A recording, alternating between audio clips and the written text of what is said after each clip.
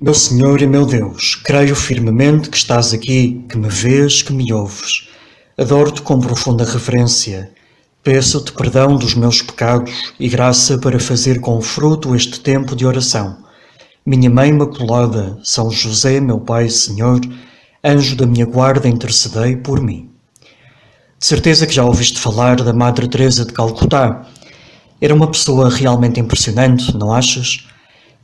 E já reparaste nas coisas incríveis que fazem as suas filhas espirituais, aquelas raparigas e mulheres que a seguiram e seguem por todo o mundo, as missionárias da caridade?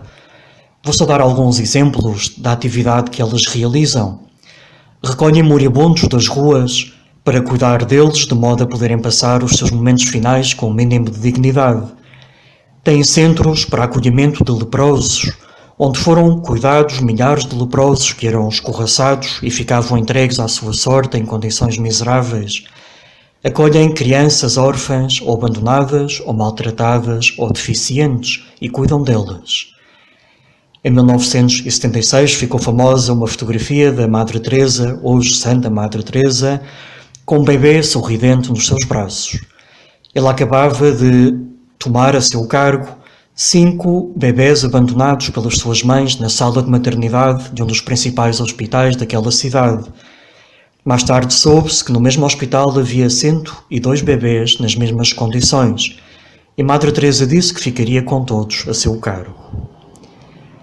E já ouviste falar de São Francisco de Assis, em quem tanto se tem inspirado o Papa Francisco, para o próprio nome que escolheu como Papa, para a reflexão sobre o presépio que escreveu há 2 anos atrás, para a pregação que o Papa faz incansavelmente da mensagem cristã, de amor ao próximo e do cuidar da criação como parte desse amor e do amor a Deus, ou para as suas últimas encíclicas, que têm por título frases famosas de São Francisco, uma Laudato Si, louvado sejas meu Deus, e a outra Fratelli Tutti, todos irmãos, enquanto criaturas de Deus e membros da família humana.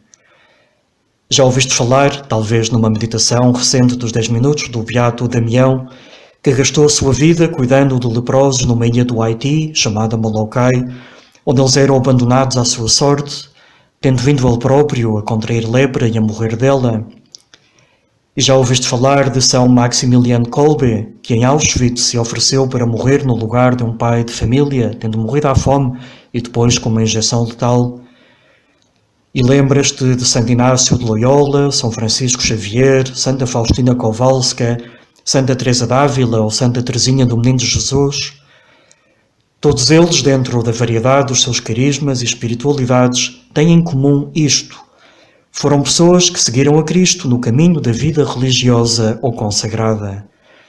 Almas admiráveis que, no meio de tantas outras almas consagradas que não conhecemos, deram à Igreja um precioso testemunho de entrega radical a Cristo, com um estilo próprio e visível de pobreza completa, obediência, celibato ou virgindade pelo reino dos céus. Por isso, seria impossível conceber a Igreja Católica sem a riqueza da vida consagrada, que infelizmente se perdeu em grande medida nas confissões protestantes. Como diz o Concílio Vaticano II, a vida consagrada pertence intimamente à vida, santidade e missão da Igreja. E também por isso, em tantas ocasiões, a fúria anticlerical de perseguição à Igreja traduziu-se precisamente na perseguição, antes de mais, às ordens religiosas, quando elas, ao longo dos séculos e também agora, tanto contribuem para o cuidado dos mais necessitados, a atenção às crianças, aos idosos, aos doentes, aos dependentes de qualquer tipo de dependência, e tanto contribuíram para o ensino e o conhecimento. Foram elas que deram lugar às primeiras escolas e universidades. Muitos consagrados dedicaram a sua vida à investigação científica com tantos benefícios para a humanidade inteira. Por isso, escrevia João Paulo II, num documento de alguns anos atrás, dedicado à vida consagrada, que a função de ajuda e apoio exercida pela vida consagrada à Igreja não se restringe aos tempos passados, mas continua a ser um dom precioso e necessário também no presente e para o futuro do povo de Deus. Porque esta vida consagrada nos lembra a todos, e agora Jesus, nestes 10 minutos em que estamos na Tua presença e procuramos também falar contigo e ouvir a Tua voz, queremos ter presente que a vida consagrada, na sua admirável multiplicidade, na Igreja de todos os tempos, também do nosso, recorda-nos a todos coisas muito importantes. Aliás, a sua missão na Igreja é justamente a de nos dar esse testemunho que descrevia João Paulo II desta forma: a vida consagrada, profundamente arraigada nos exemplos e ensinamentos de Cristo Senhor, é um dom de Deus Pai à sua Igreja por meio do Espírito. Através da profissão dos conselhos evangélicos, os traços característicos de Jesus, virgem, pobre e obediente, adquirem uma típica e permanente visibilidade no mundo, e o olhar dos fiéis é atraído para aquele mistério do reino de Deus que já atua na história, mas aguarda a sua plena realização nos céus. Aqui está dito o essencial.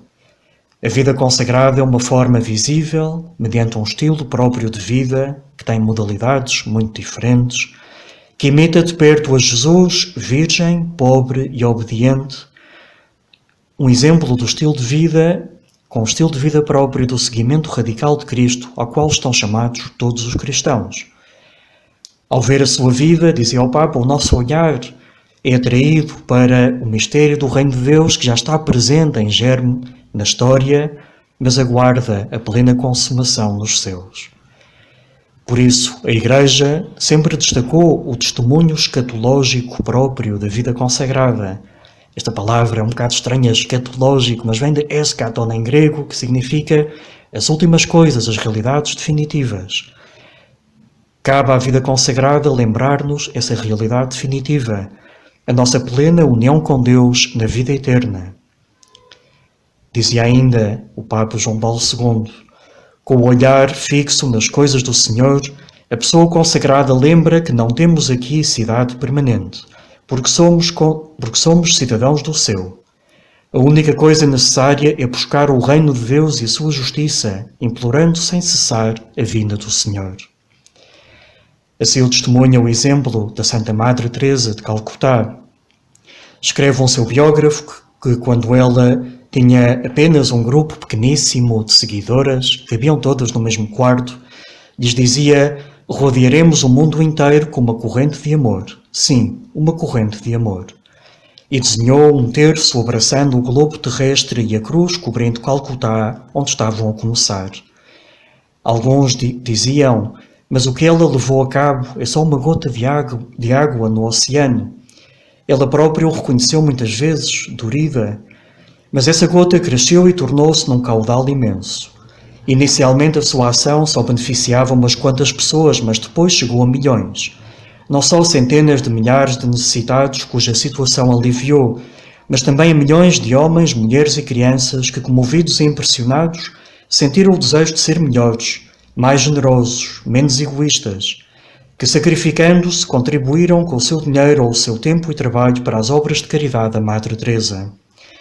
Muitos milhões de pessoas, ao ver na televisão, ouvir na rádio ou ler na imprensa o que fazem as missionárias da caridade, disseram para si mesmas: Senhor, como deve ser bonito amar dessa maneira.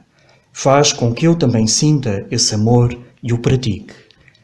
Oração bonita para fazermos agora, para dizermos Jesus ao olhar o testemunho de entrega de tantas almas consagradas por este mundo fora, se calhar também bem perto de nós, que nós nos sintamos empurrados a amar dessa maneira. Faz com que eu também sinta este amor que os leva a entregar a vida dessa forma e o pratique. Mas tudo isto é bem diferente de pensar que só os consagrados, estão chamados a ser santos. Isso seria uma bela desculpa para o nosso comodismo, a nossa mediania. Eu cá não dou para Madre Teresa ou para Inácio, eu é mais bolos. Mas cervejas com os amigos, não fazer mal a ninguém, ser boa pessoa, ir à missa ao domingo, confessar-me de vez em quando, contentar-me com umas modestas orações. Os consagrados não se esquecem também que este mundo tem um grande valor e que fazem tanta falta como eles, cristãos, a grande maioria deles, metidos em todos os âmbitos e ambientes da sociedade, Cristãos na política, nos bancos, no comércio, na agricultura, na diversão, no desporto, na arte, nas casas de família. Toda a vida cristã tem duas dimensões essenciais e, por isso, qualquer cristão é chamado a viver tanto o amor a este mundo e a presença no mundo que chamamos de secularidade, como também a saber que estamos feitos para a vida eterna, para a união com Deus, e que a temos de cuidar como o mais importante da nossa vida já aqui na Terra, essa dimensão de toda a vida cristã que chamamos escatológica.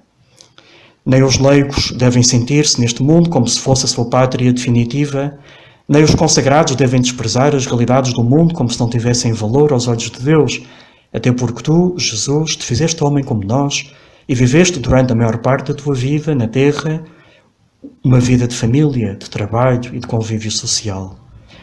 Aos consagrados é pedido que, pelo seu estilo de vida, tornem particularmente visível a dimensão escatológica da vida cristã, que a todos nos façam ver que só Deus basta e que é possível segui-lo no celibato ou na virgindade, desapegados dos bens deste mundo e de tantas realidades que em si mesmas são nobres e boas, e com uma especial disponibilidade para servir onde e do modo que lhes seja solicitado. Por isso, todos os cristãos, também tu, também eu, devemos ter uma enorme estima e apreço pela vida consagrada e devemos rezar, como fazemos nesta semana e agora, Jesus, para que envies muitas vocações para todos os caminhos da vida consagrada na Igreja. Que pena te deve dar, Senhor, quando vês um comentário trocista, irónico, em relação a uma irmã, uma freira ou um religioso, um comentário irónico à sua castidade, à sua pobreza, à sua dedicação alegre ao teu serviço. Pedimos-te perdão por tudo isso, perdoa-lhes porque não sabem o que fazem, e ajuda-me a olhar com o verdadeiro assombro e com enorme reverência para estas tuas almas escolhidas para uma tão importante missão. Jesus continua a chamar rapazes e raparigas para o caminho de uma especial consagração religiosa. Assim escrevia o Papa Francisco aos jovens, como tu, em 2019, na carta Cristo Vive, com o qual acabo. Se partirmos da convicção de que o Espírito continua a suscitar vocações para o sacerdócio e a vida religiosa, podemos voltar a lançar as redes em nome do Senhor com toda a confiança. Podemos e devemos ter a coragem de dizer a cada jovem que se interrogue quanto à possibilidade de seguir este caminho.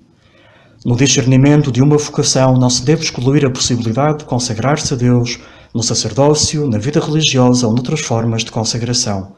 Por que excluí-lo? Podes ter a certeza de que se reconheceres uma chamada de Deus e a seguires, será isso que dará plenitude à tua vida. Dou-te graças, meu Deus, pelos bons propósitos, afetos e inspirações que me comunicaste nesta meditação. Peço-te ajuda para os pôr em prática. Minha Mãe Imaculada, São José, meu Pai e Senhor, anjo da minha guarda, intercedei por mim.